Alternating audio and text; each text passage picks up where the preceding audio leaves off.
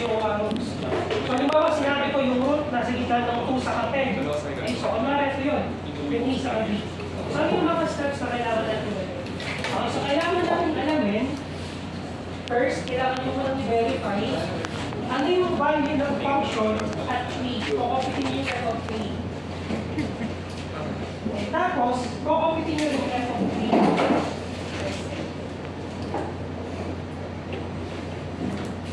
Okay, para sa tatlong methods na ituro ko, ganito lagi yung first step. I-verify nyo lagi yung ibibigay kong range or interval. So, pag sinabi ko kayo, yung root nasa between A and B, kukupitin nyo muna yung f of 3 saka f of B. Pag kinomplete mo yan, dapat magkaiba yan ng sign. Dapat yung isa positive, dapat yung isa negative. Okay? So, halimbawa, try natin dito. For the function x plus x squared minus 9x plus 5y. Ang gagawin natin sa kanya, gagawin natin siya f of x equals x cubed plus x squared minus 19x plus 5. Itatanggal mo na equals. So, kung maaari binanggit ko, no? Example, ang root nito ay nasa gitna ng 2 sa 5.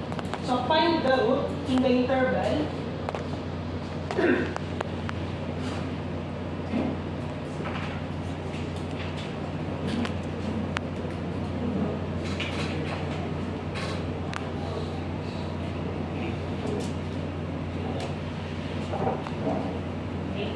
So, kung narin pinapagod kung ano yung root niya sa interval na 2 to 6, ibig sabihin yung sagot dapat dito is in between numbers 2 to 6.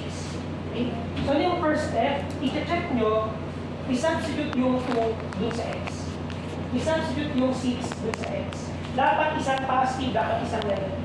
Sir, alin dapat yung mag-positive or negative kahit anong dyan?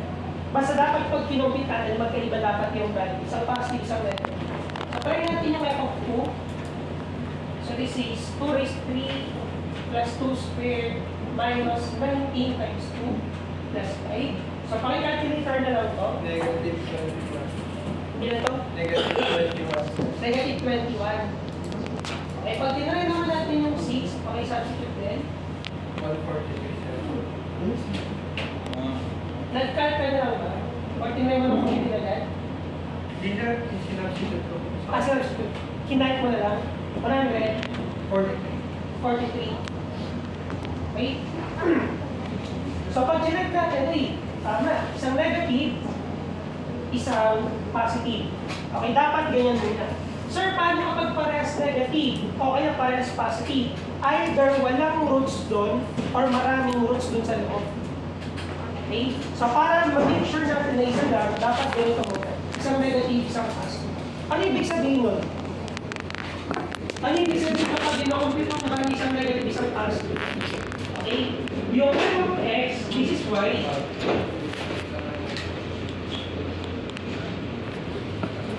Okay? Kapag ang y ay negative, nasaan yun? Nasa baba? Tama? So example, ito yung Cartesian plane natin. Kapag negative yung y, nandito yun. Kapag positive yung y, nasa taas. Eh meron kang isang negative sa isang positive value. Kunwari, ito yung dalawa. Ito yung negative, ito yung positive value. Kung tuloy-tuloy yung graph mo, ibig sabihin, somewhere in between, meron yung katama sa x-axis. Kung saan, 0 yung value.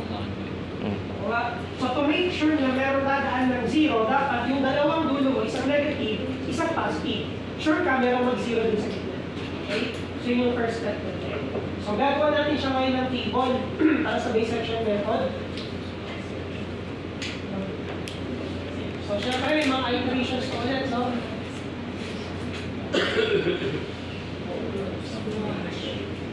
Sige, hanggang 6 lang ulit.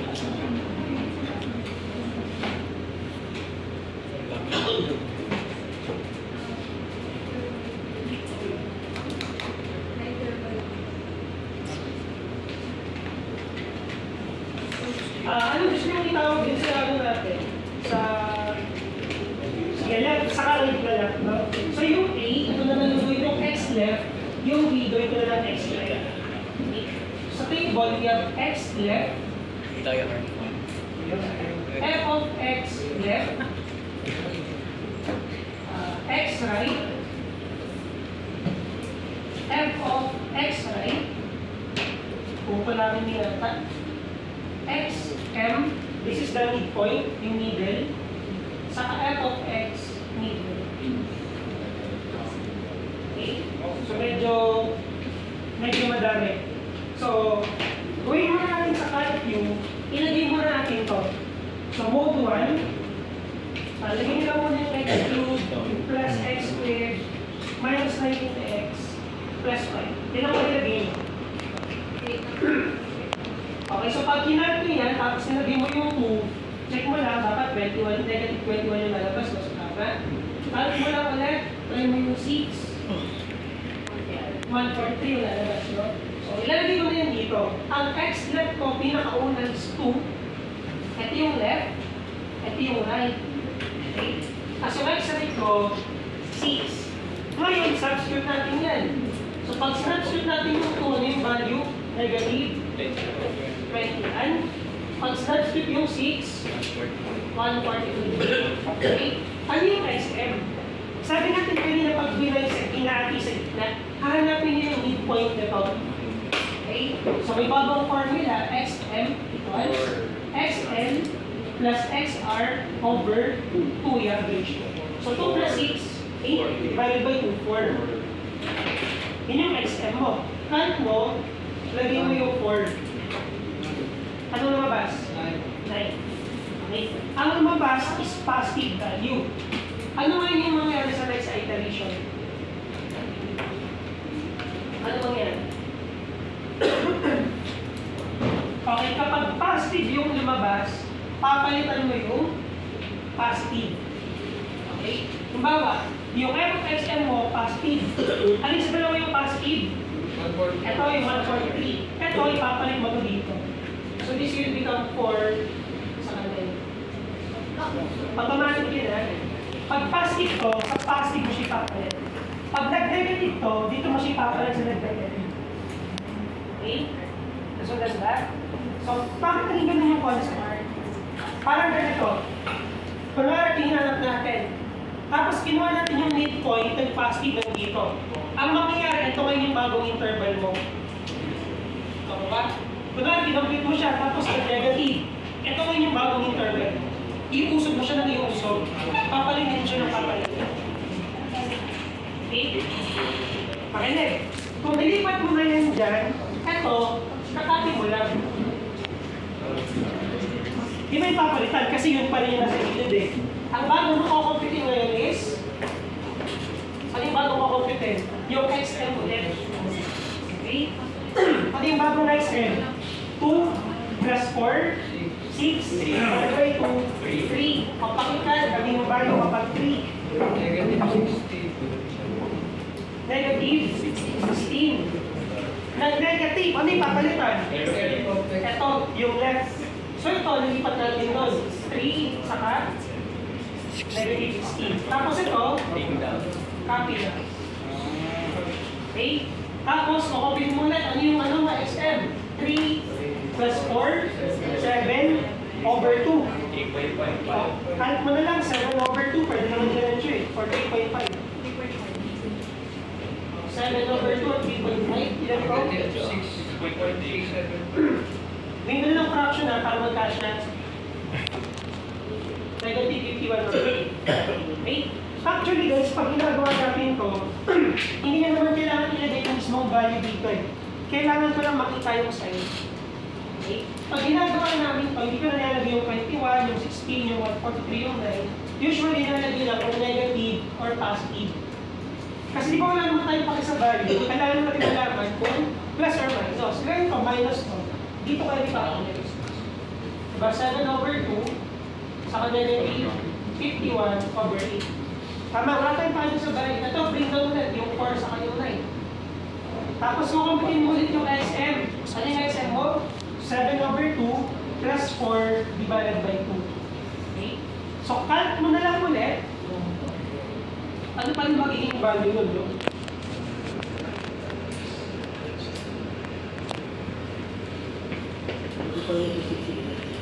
This is 35 over 64.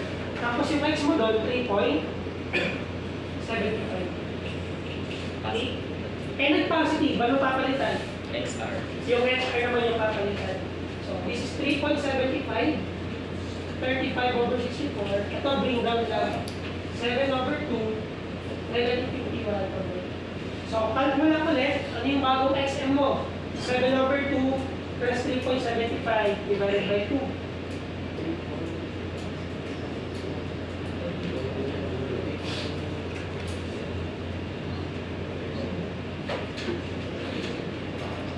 Sabi ko ng decimal pa, negative 3.0996. Tapos sa next doon, 3.625.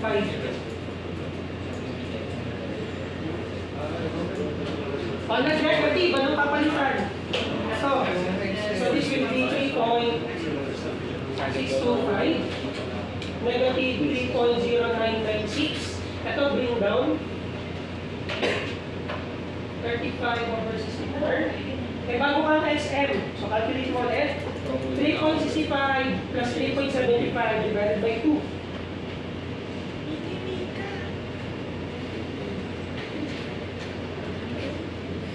So, this is negative ulit. 1.323. This is 3.6875. Nasundan niyo ba yung number natin? Okay, nag-negative ulit. So yung left ulit yung papalitan. So 3.6875. Negative 1.323. Ito, copy mo lang. 3.75. 35 over 64. Di bago ang SM, add mo lang ulit. Divided by 2.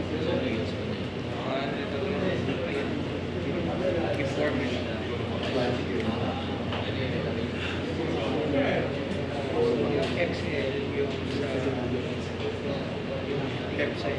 3.7188. Nagdagdating ulit. So papalitan mo ulit is yung excess. So pang 7 na iteration na. 3.7188. Negative 0.4001. This is bring down mo lang. 3.75. 35 over 64. Average mo lang ito ulit. 3.7188 plus 3.75 over 2.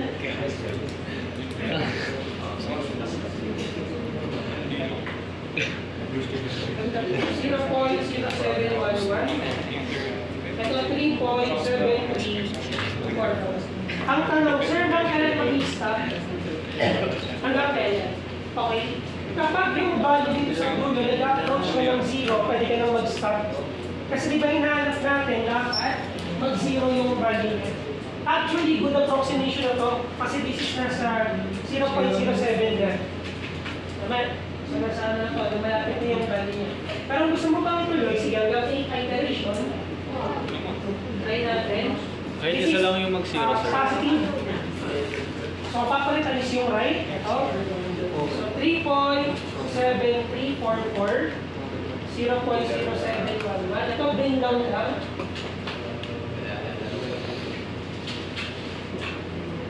Average mo ito ulit. So, pag-add mo lang ito, divided by 2.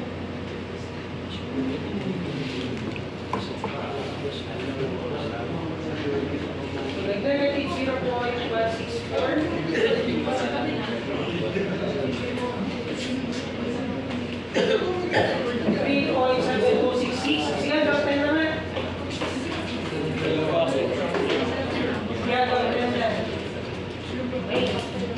Nag-negative, so papalitan kasi yung left. So, 3.7266. Ito hindi ko nakakopy na. Pakopy ko pa. Sabi ko wala naman tayong pakita sa bagay. Kailangan natin makita yung sign kung plus or minus. So, 3.7344. Average mo ito ulit.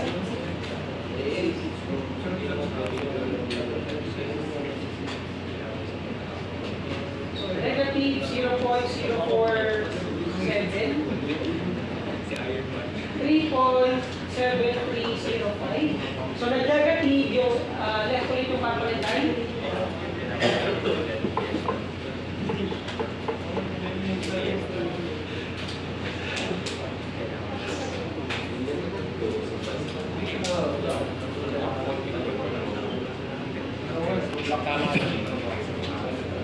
Tama rin ba?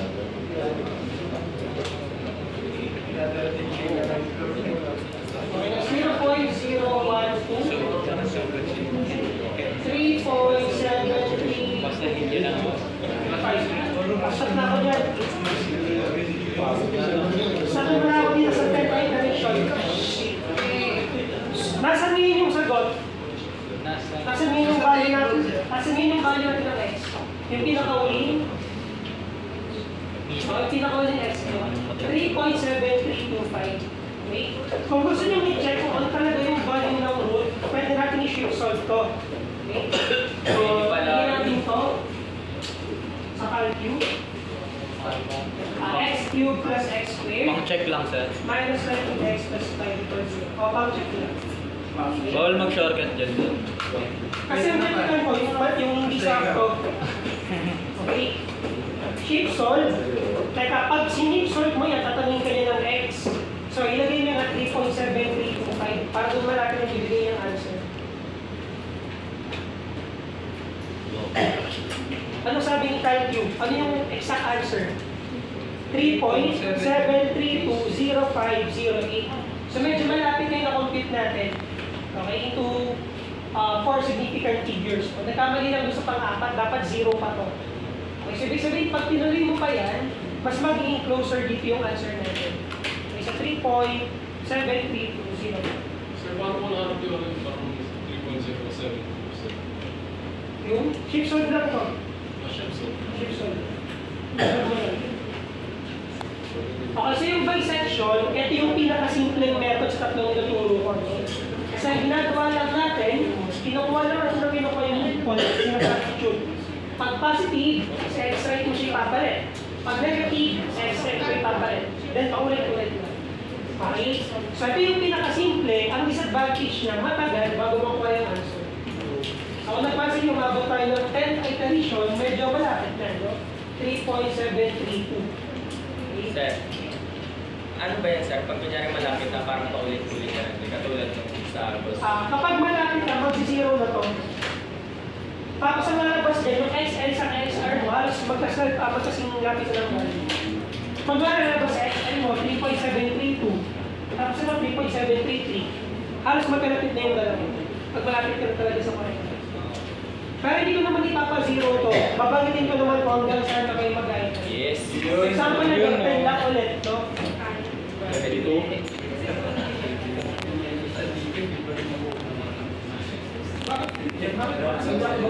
Sir, pwede picture muna, sir.